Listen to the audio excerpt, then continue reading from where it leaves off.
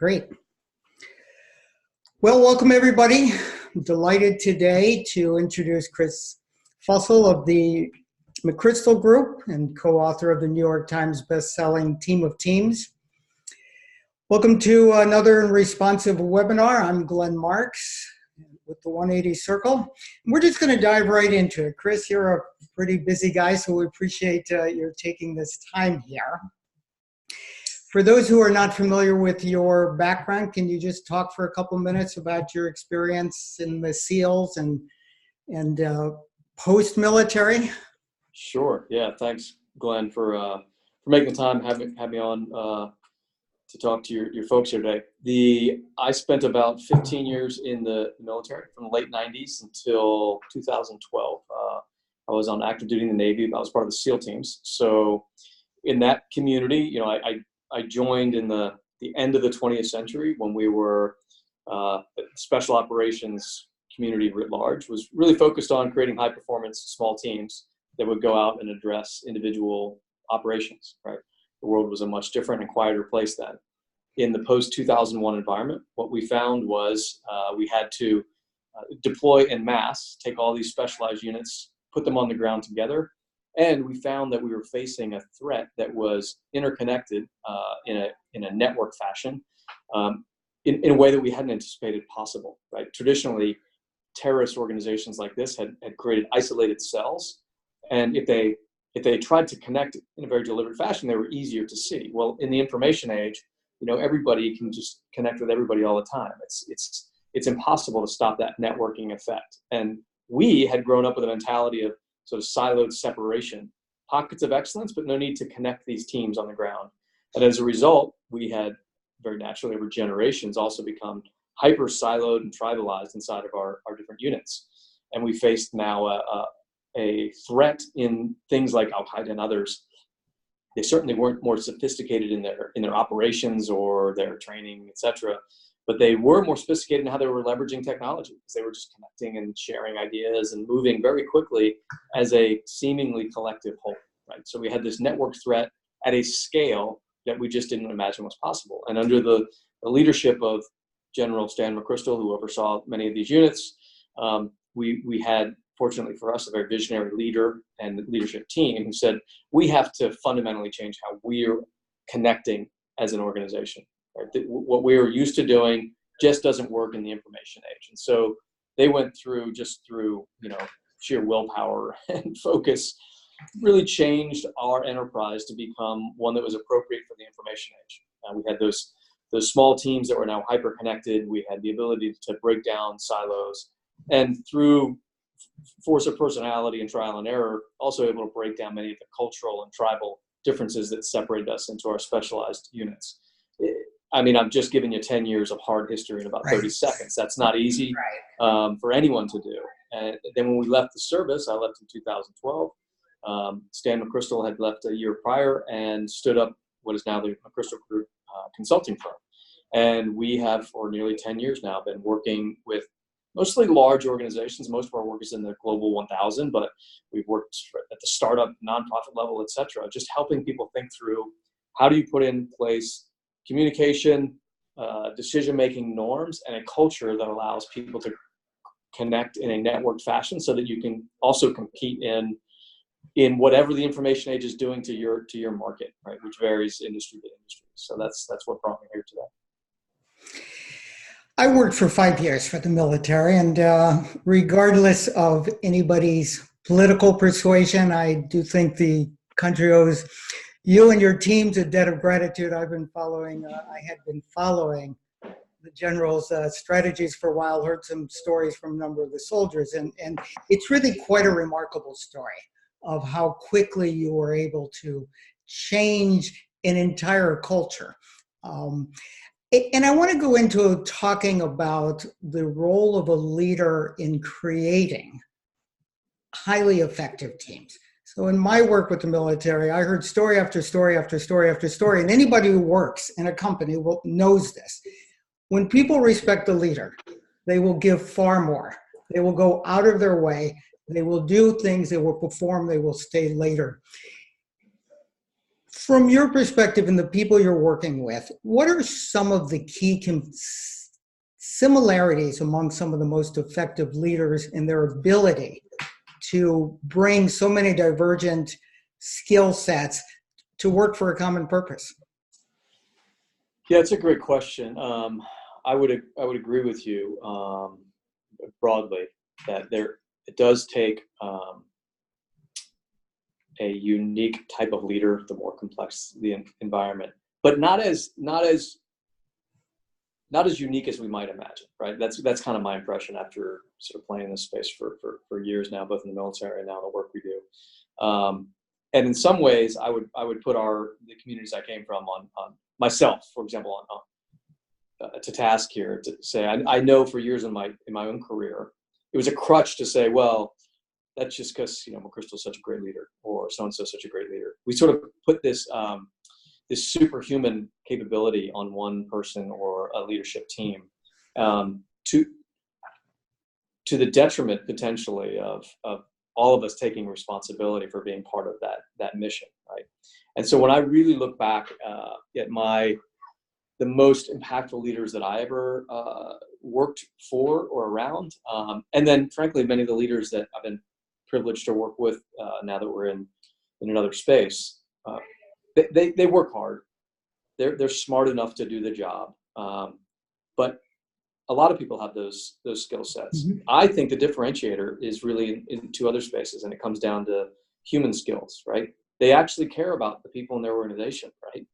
And that doesn't mean everyone's going to get told yes every single time. It means they care about creating an organization where everybody has the opportunity to thrive. And if they're not in the right organization, they're very honest with their people. I mean, these are deeply thoughtful and caring people. Now I say that saying some of them don't seem like the nicest people every single meeting. Mm-hmm. You have to Right. separate those in your mind, right? And the other is they tell many of them subconsciously, but I think this is becoming more and more important as the transparency of the information age, like everybody expects to know everything all the time, as that catches up with us. And a lot of the work we do early with organizations anchors into the storytelling capability of leaders. Leaders have to constantly now transmit, here's who we are as an organization and why our mission matters. Because yeah, people want to be associated with a great leader, but more importantly, I truly believe we're all very tribal. They want to be part of a tribe that they feel connected with. That's not just one person. That's a network of tens or thousands of people, depending on the size of your enterprise. And it's a leader's responsibility to continue giving that tribe the story that it's going to live into. I mean, there's a lot of thinking out there now about how critical this is, and we're certainly deep believers that that's a huge priority for leaders. And the best ones I've seen, I mean, yeah, they're, like I said, they're smart, they work hard, I got it, but they're not superhuman. They care about people, and they tell people why it matters to be on that team or in that organization. I want to go back for a second about the caring about people. When I worked in the military, for the military, we had a particular leader that when he would meet me in the hallway, he would shake my hand and thank me for working there. And the loyalty that built was remarkable. In your experience with some of the leaders, and you said they're not always nice people all the time, do you coach people? How important do you think that extra personal touch is? Is that something you coach people, or is it just a personality? No, sure. Yeah, we do pretty deep work there in our practice. I think it's always been critical, right? But if you read a business book from the '80s, sort of walk in the halls, get to know your people, stop, shake hands. That's just a personality trait that some people have. Some people, I'm a pretty introverted person, right? Some people have to sort of force themselves to go out and do that. Either way, you have to figure it out, I would argue. But in the information age, you also have to be able to do this, not just seeing Glenn in the hallway and shaking your hand.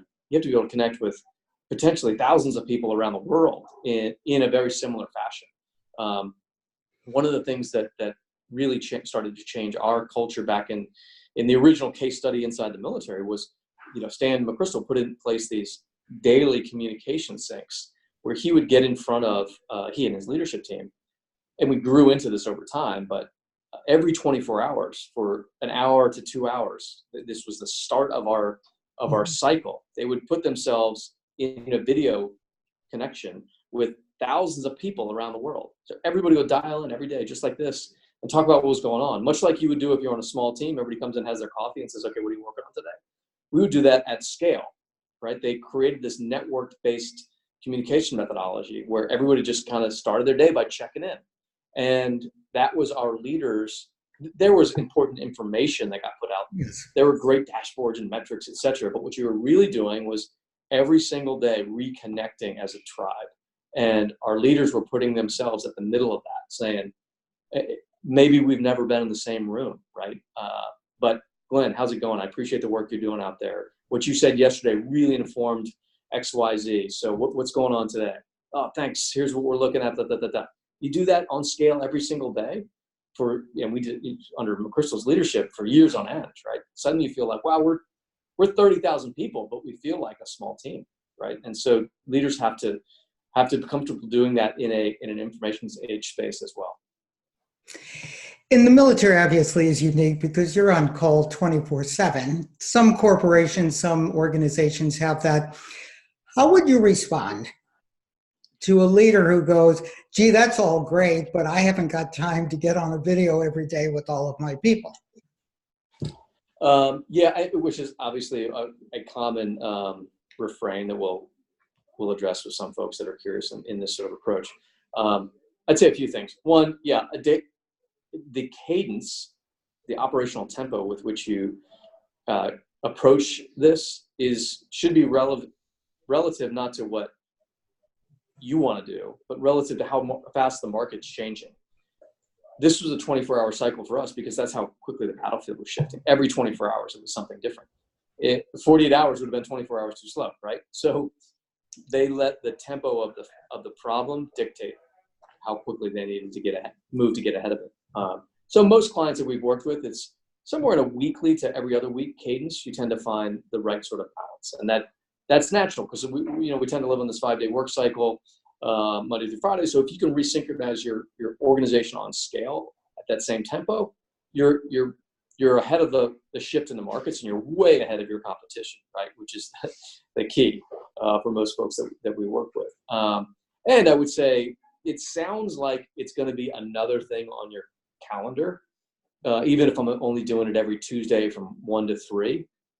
What happens in everybody we've worked with over the last 10 years, as you start to go down this path and pull more and more people into common conversation, even if it's 2 hours every week, every other week, other things on your calendar start to fade away, right? Because people will roll those things into, I now have this common platform. And so instead of having meeting after meeting after meeting to have the meeting, people say, oh, if I can get 5 minutes on that agenda, boom, I'll plug in this. This is the top line that everybody needs to know. And Glenn, you don't need to be at the next meeting or the one after that. So what was 2 hours during the week is now 5 minutes every other Tuesday. And you know enough to be comfortable as a senior person.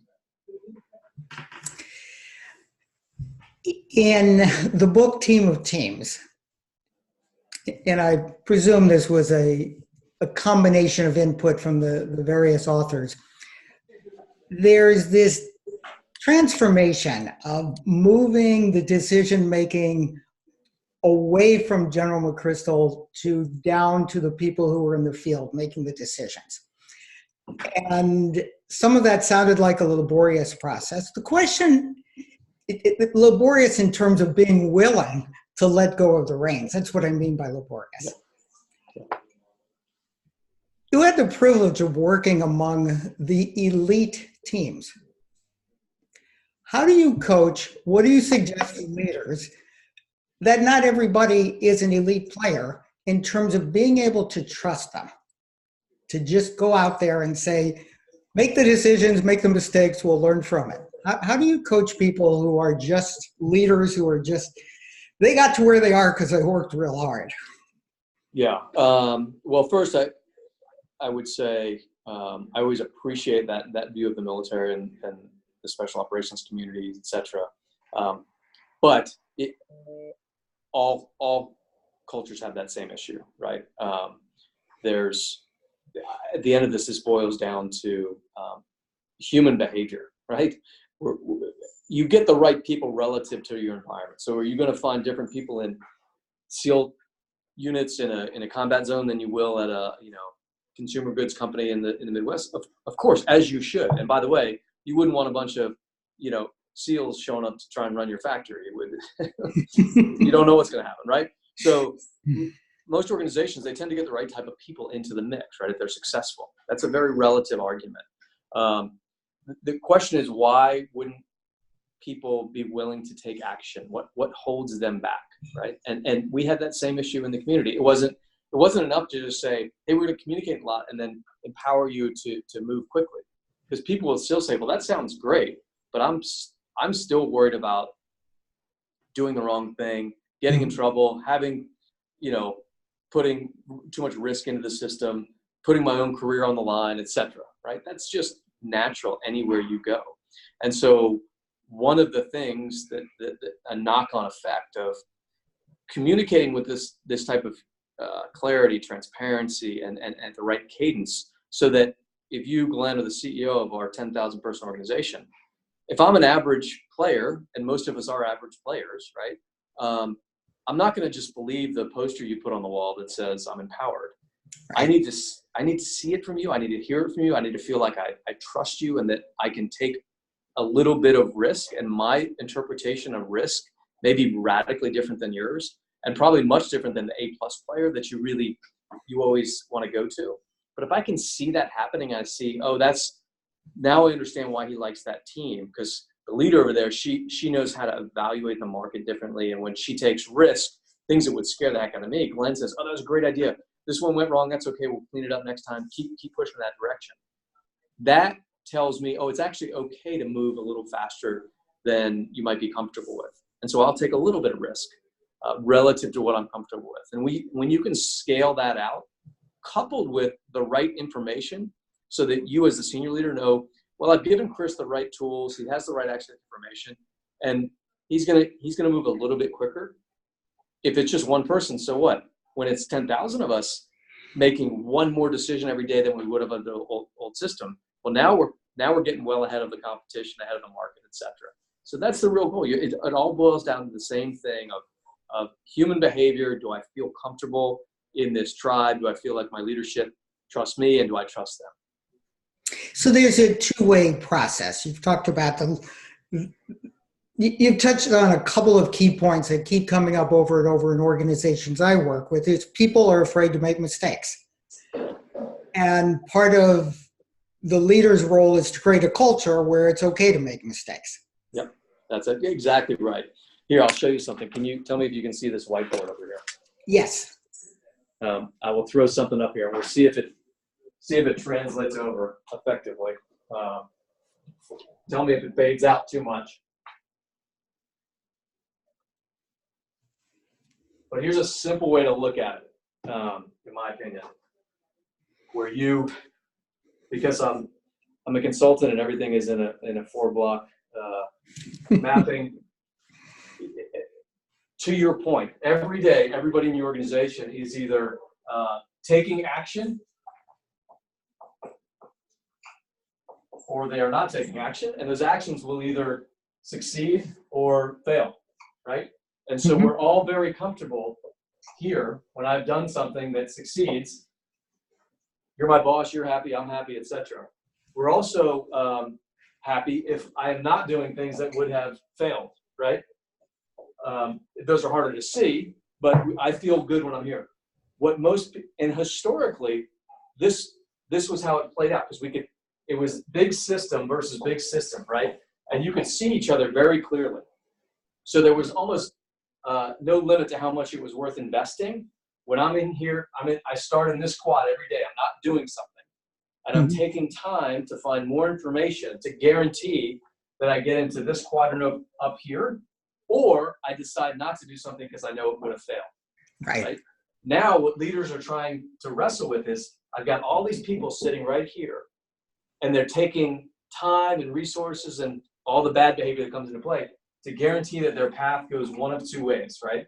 I'm working towards this. I realize it's not going to work. I end up here and I restart. I need them to take action here, here, here, here, here, here, here, here, all along that line, right?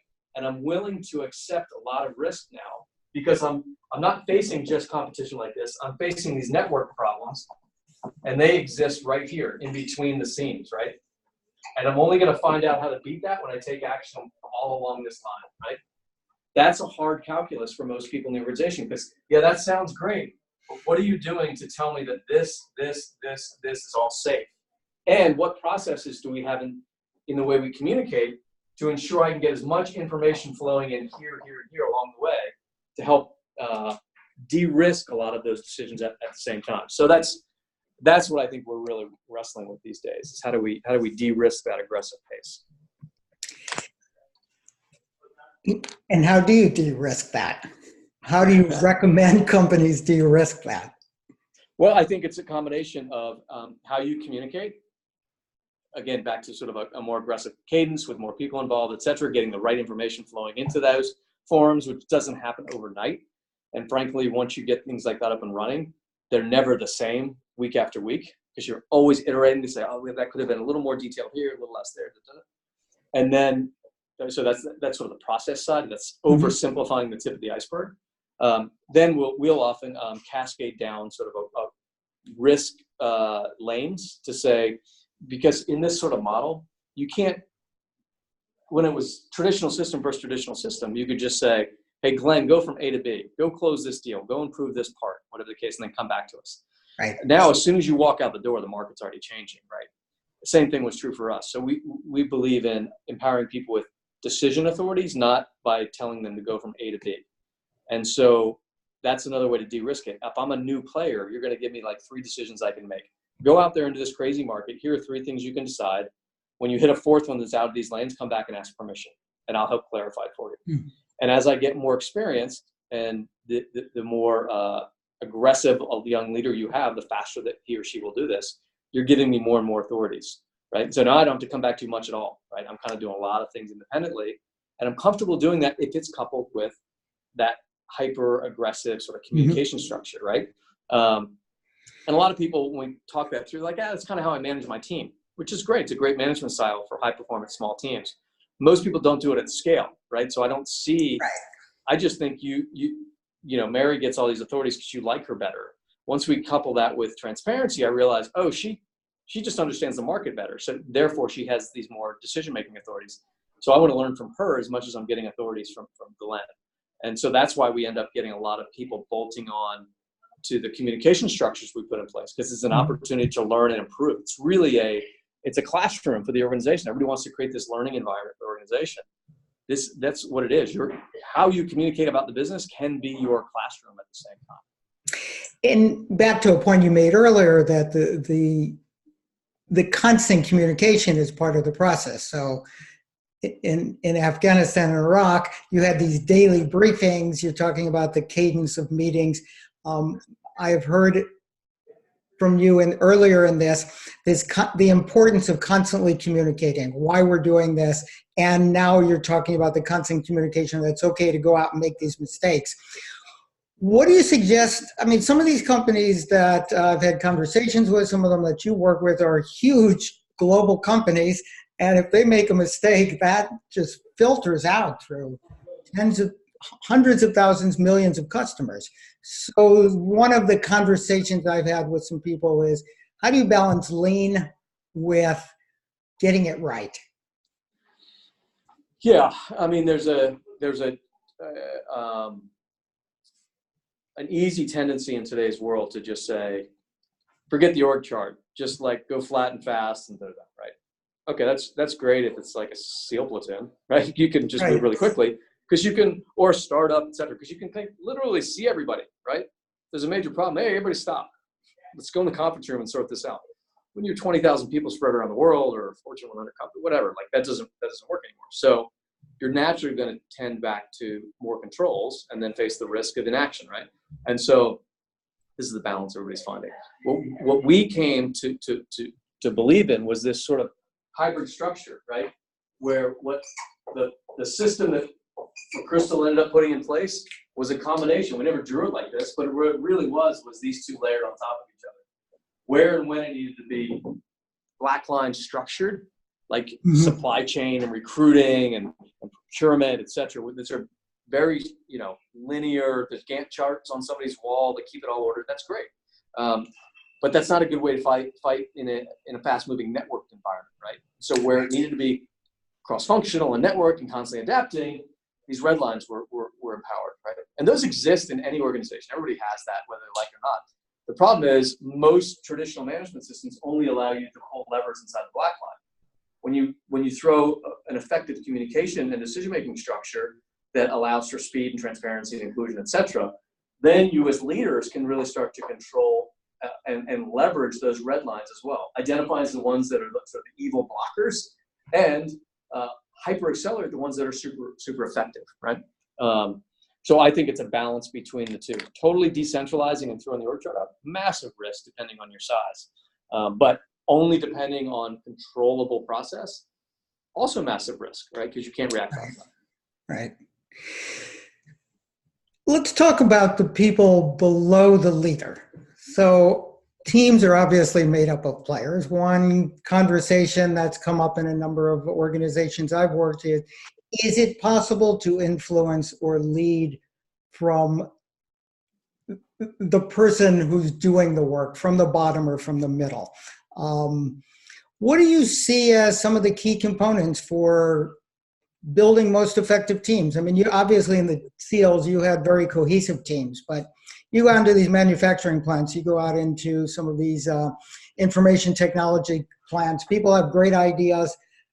Are there suggestions that you coach or counsel people into? How do you get leadership's buy-in when it's not coming from the leadership?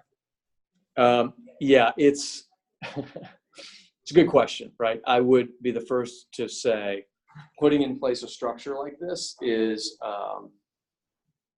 would be very difficult to do from the bottom up. You can certainly manage a team wherever you are in the organization and whoever's in your ecosystem through this model. But anytime we're doing work, the number one question we're asking ourselves and frankly the partners that we're going to work with is, are you as leaders fully invested in this? Because this is not something you can mail in. This is, you have to be an active participant in this. It's very much a contact sport, and leaders need to be on the field with the team. Otherwise, it just won't go anywhere. At a certain point, you can't bottom up this. Now, does that mean the leader of a massive Fortune 20 company has to be hyper engaged every single day? Of course not. Like, he or she is kind of running a country at that point. But they have to. The organization has to see, at least intellectually and emotionally, that the leaders are supportive and bought into this process, because they still see, like to our earlier conversation, these lines as real personal risk to them and their teams. So they need to know, if I create one of these ties and we solve a problem, are they going to be okay with that, right? And if they're not an active participant, then there's too much risk, and I'm going to find a way not to do it. In most cases, most of us are guilty of that. What do you see as some of encouraging trends and discouraging trends in the way organizations are being managed these days? Let's start with the encouraging. What do you see some of the encouraging trends?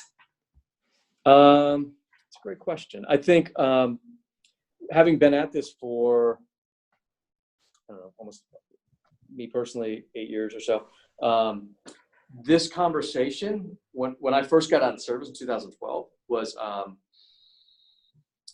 it resonated, but not everybody saw the applicability to the modern world. So, oh, that's interesting what you guys dealt with on the battlefield. Now everybody gets this. Anybody who's paying attention knows, hey, the world's different, right? These things and just the hyperconnectivity has changed not just information, but it's changing behavior, it's changing expectations.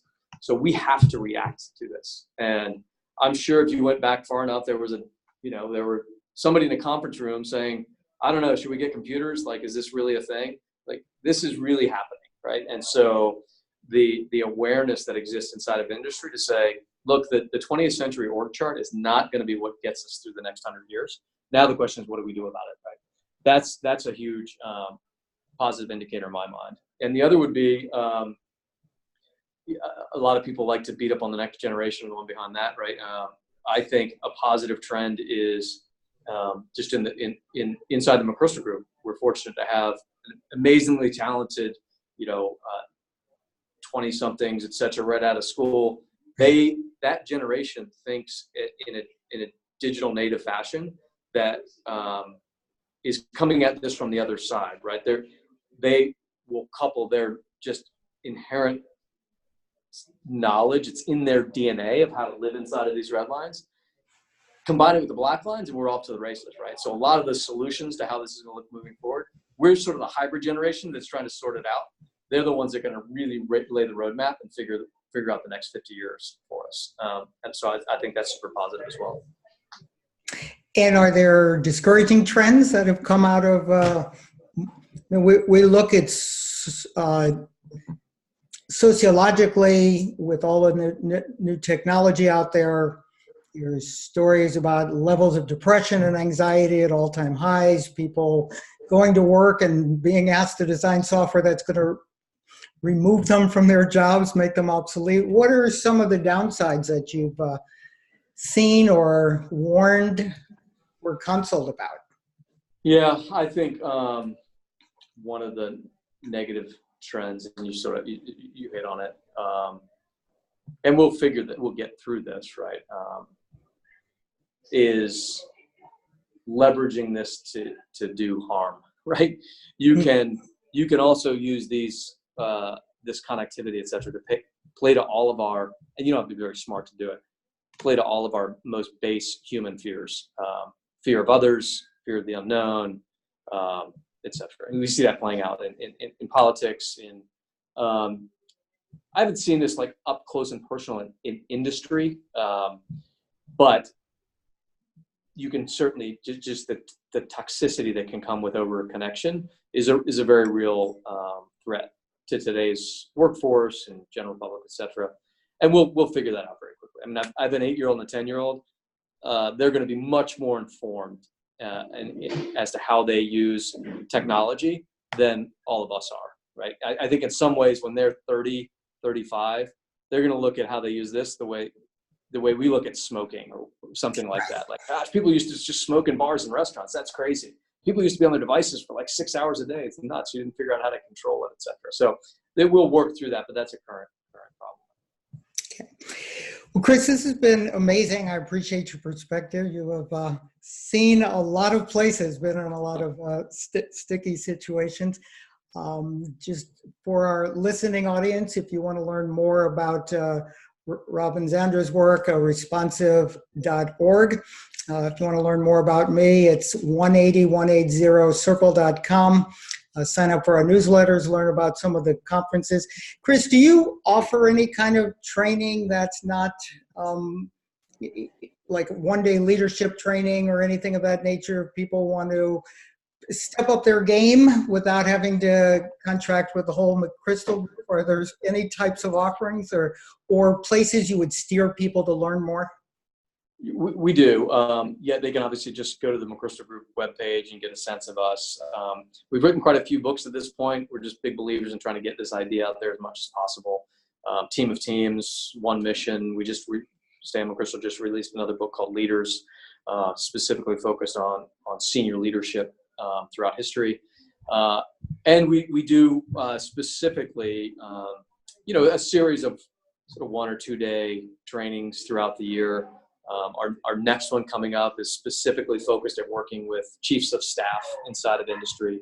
Mm-hmm. So in 2 months, we're holding a 2-day conference out on the West Coast.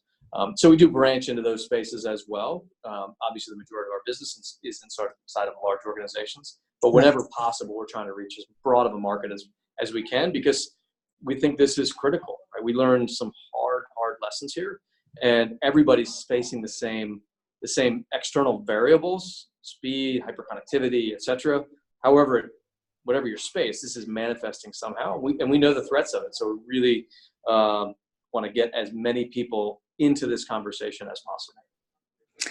And any final thoughts or recommendations you would have for a leader that wants to step up their game, that wants to improve hiring a coach, bringing in training? Do you have any recommendations? I think what I've seen as a great first step for thoughtful leaders is driving this conversation inside the organization. And it's kind of a, it's the old thinking out of the box paradigm, which sounds great, but how do you really do that, right? The best leaders I've been privileged to observe over the last 10 years since getting out of the service are those that are willing to step in front of their organization and say, and this is what I saw Stan McChrystal do with us right out of the gates when he realized that this was a different sort of problem. Those leaders that can stand in front of their organization and say, I can see that something is different. The world around us is changing. We are still playing by a rule book that was written in 1993. It's simply not going to work. It doesn't mean that we have bad people. It doesn't mean it's your fault or her fault or his fault. It means that the world's different, and we have to figure out how to change as a result. We have to change the way we communicate, the way we make decisions, and the way we behave as a culture. That's a hard first move. That's a really big conversation to have. Huge. It's much easier to look for optimizing the supply chain or fill in the blank, right? Those are important levers, always will be, but there's a deeper conversation here that leaders need to be willing to have. Okay. Well, again, thank you for your time and thank you for your service, and you're continuing to do amazing things. So appreciate you taking on time off and sharing your wisdom with everybody. Thanks, Glenn. And thanks to you and Robin for all the great work you're doing as well.